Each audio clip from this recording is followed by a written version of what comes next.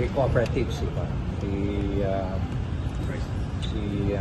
Bryce, Mr. Hernandez, very relevant yung kanyang mga revelations niya. And to cut it short, talagang tell-all siya. And he continued to cooperate with us para talagang ma-identify palalo yung iba pang mga sangkot. Mayor, may nabanggit ba siya na additional doon sa dalawang senators na nabanggit niya? May additional? Basta masasabi ko lang is marami pa siyang nabanggit na mga hindi nabanggit. Politicians? So, when you say tell all, sir, anong ano to? Marami siyang nasabi-sabi ng mga detalye pa na hindi niya nabanggit sa ibang forum. And medyo mas malaman ba, sir, ibig sabihin ng sinabi niya dito? Yes.